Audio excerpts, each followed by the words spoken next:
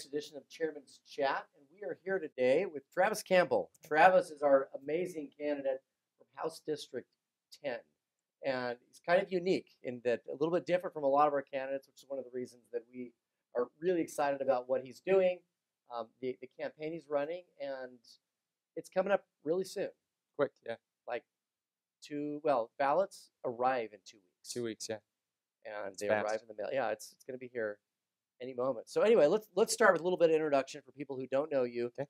Give us your background. I know that we've interacted, I think, a bunch because you currently work for Congressman Bishop. Yep. And you've worked with him for a while now. And Yeah. so I think we may have crossed paths in the past. A few times. Just for that, right? Yeah. So yeah, I've worked for Rob for 6 years. And what is it like? What do you do for him, or what have you done? So I work here in Utah in his district office. So I'm less on the legislation and policy side of things, and more on the constituent service, district outreach. So my job is kind of twofold. When somebody says, call your congressman when you have a problem with the federal government, You're the guy. we're the people that are there to help. So whether it's a tax issue or a contracting dispute, and the possibilities are kind of endless. Our federal government is big, so we help with those issues when they come up, which is really doing some good work. I think. No offense to people in DC, but we're really actually helping people. You're the real, yeah, exactly. Well, and the thing that's cool about this is kind of this is what you do as a House member. So I've served in the House, and people think that it's all about just voting for bills and speaking to bills. I mean, fully half of your work is doing what you're doing. Services, constituent people service. Calling you and saying, "Hey, I've got this issue. Can you help me?" Helping solve problems. So yeah, I mean, that's a big part of what I do every day, and I've done it for about 6 years. So fantastic. It's a great job. I really enjoy it. Well, you've been running a great campaign, and one of the nice things is that you're of an age demographic that gets technology, and that's been huge this year, because I've talked to candidates who are, in their 60s and like having to sort of shift everything they're doing and put it all online and utilize technology has been kind of a different mind shift. It probably hasn't for you. What have you done? Like when you decided to do this, it was pre-COVID. It was clearly what you've done has been different than what you thought you were going to do. Exactly. Right? So what have you done? Well, so I helped on campaigns before, so I had an idea of what I would be doing, and this being my first public race, I knew I had to get out in front of people. I had to talk face to face to really get to know them and understand what their issues are, but really to let them know who I am, and so they can meet me. So that was my plan, was to get out and talk to people face to face. And COVID changed that. Talking to anyone face to face. And so early on it was a lot of phone calls, which is, it's okay. It's not as good as a face to face, but it's better than a text message or an email. So I did a lot of phone calls. A convention. You won a convention, so you had a challenger there. You did a great job there. Yeah. Well, thank you. Must have talked to a lot of people. Yeah. And that was early on, so strictly phone calls, a few emails, but I tried to connect with as many delegates as I could over the phone. And it was still good, but really not what I expected. So things changed. So now we're still using social media and emails and phone calls, but we have been able to get out and knock doors safely. You have the mask, you have the distance. And they answer, and you kind of just step back. Make sure you're back, and I always have some flyers with me. So some people want to engage on the porch. Some people just want to take the flyer, put my phone number on there so people can do a little bit of research and then give me a call if they have questions. But so far it's been pretty successful. I'm happy with it. Great. So. That's great. So as you're doing that, you're going out talking to people. I noticed when I was in the House and I was campaigning that depending on the year, the same like 2 or 3 issues always kept coming up again. So what are those? Like if you could sort of highlight, okay, what are the same issues everyone's asking you about? Do you see patterns? Yeah. So COVID, obviously, I'm sure every candidate, regardless of the race, is hearing about COVID. But for me, a lot of the specific questions are about mandates, what our government should or shouldn't be doing on a national level down to county and cities. But that's a concern, is how do you balance public safety with with people's livelihoods, people's ability to provide for their families and still do those things that haven't stopped. You still put food on the table. So I think if the takeaway for me is, how do we balance that? But there has to be some kind of a balance. And I don't think from any level of government, a heavy-handed mandate is going to be the answer. You have to have that balance, and I think up in Weber County, we've seen that we can, as a community, be smart and be safe, but still not shut everything down. Which is great because it's so different from other states. Yeah. Like, I mean, one of the reasons we have people moving here from California is because of that. They're Yeah. still shut down. Yeah. And you still have life you you have to deal with. So life, you have exactly. to, And so I think we've done a good job of that.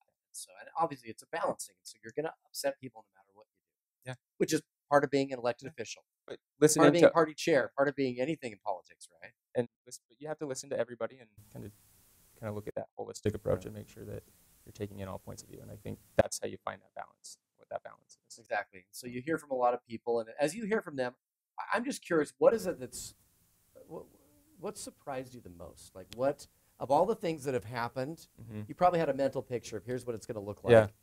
What was the most surprising thing that Well, do you think? Well, I didn't expect that. I didn't see that coming. So far, it's just really how positive the whole experience has been.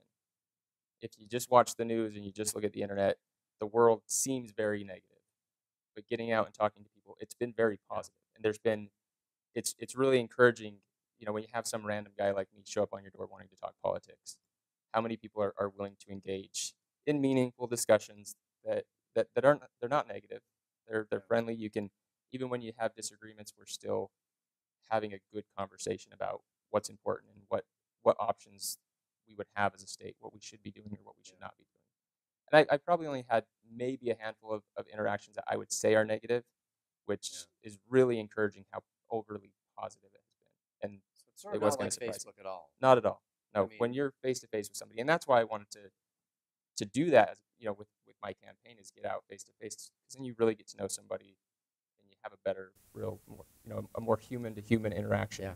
And I think that's important. it makes it easier, and you realize that on Facebook you have a small group of people who are just venomous, and their decibel level is totally out of proportion with their number, and in real life it's not like that. And even people you disagree with. Yeah, and there's You safety can online, that you have the safety, anonymity. the anonymity that you're safe in your house. But when you're face to face, you're looking at another person, and we all have concerns. We all have things that we're worried about, and we all want the best for our community. And that's how you really have those positive. I think it's great. I mean, people sometimes are surprised when I tell them that some of my best friends, when I served in the House, were the Democrats.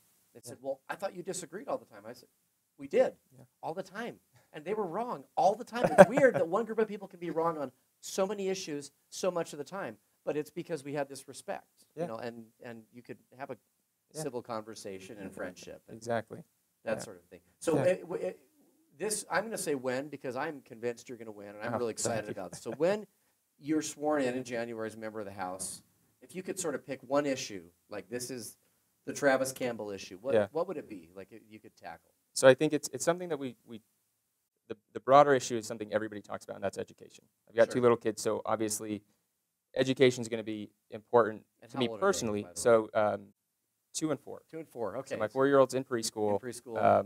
He'll start kindergarten next year. So you just wish we were in preschool, right? That's at that age. She wishes she was. She wishes right now. okay. She wants to go, but next year. Didn't mean to cut you off, but I just thought that was a fun side note. Okay. So yeah, I mean that's obviously important to me on a personal level, but I also think for a successful community, you have to have a quality education system. And Weber State's central to District 10, so that's in this district I'm running. Right there next to campus, as a Weber State alumni, obviously I'm gonna be the biggest, most vocal advocate in the Utah House for Weber State and what they're trying to do, how they're trying to expand. But the other thing that I want to focus on when it comes to education are training and certificates for trades jobs. So as a kid, my mom was a dental assistant. My dad was a carpenter, so that was kind of the world I lived in on the job site with him. And I did construction jobs. A lot of my family, they're experts in those crafts. So I see that the importance of those types of jobs, and they don't get the respect or the attention that I think they deserve. A liberal arts degree is not for everybody, and you can go to institutions like the Ogden Weber Tech College, get your certificate quickly, and really get out in the job market, earning a good paycheck without burdening, that burdensome student loan debt. And ironically, earning probably more than you would with a liberal arts degree. Yeah. And I can say that because I'm the proud, holder of a Bachelor in English Literature, which, qualified me to do nothing other than freelance sentence diagramming and that sort of thing. But yeah, I mean, I think it's great. I served on the Higher Ed Approves Committee, and we talked about that all the time as higher ed. I mean, like, one size doesn't fit all. No. And there's programs where, if you have a high school student who knows that's what they want to do. Like me, I was going into commercial electrical as a younger person. So at the time, that's what I wanted to do. I changed courses, and I went and got my political science degree. But, that's still a passion for me. But if you're in high school and that's where you want to end up, having those programs and highlighting those programs, making sure students know that they're there and they can go get that certificate and then start working it's something that I think I want to be that advocate. I want to really push those careers. I think that's great. That's a great direction that we need to move. So we've got to wrap up here. Okay. In the last 60 seconds, can you one of the hardest things about campaigning is if somebody says, and you probably got this all the time, why should I vote for you? Yeah. And, what can you say in 30 seconds? It's like, I found it was the hardest thing as a candidate to do. But I'm going to put you on the spot and say in 30 seconds, Travis Narrow Campbell, it down. House District 10, what would you say if you had 30 seconds on an elevator with someone to give them their pitch? Okay. So what would you say? What I've said is that the most important thing of representative government is your representative. You need somebody, in the room advocating for your community, and somebody who knows what the issues are. So it's not only do you need somebody in the room when votes are taking place. You need somebody in the room during committee hearings. At those early morning breakfasts with chambers of commerce in town, public town halls, listening to constituents. So you know what the issues are, and then you're in the room advocating for those policies that are going to be beneficial to your community before it gets to the House floor for a vote. I think there's a lot of work that takes place before votes happen.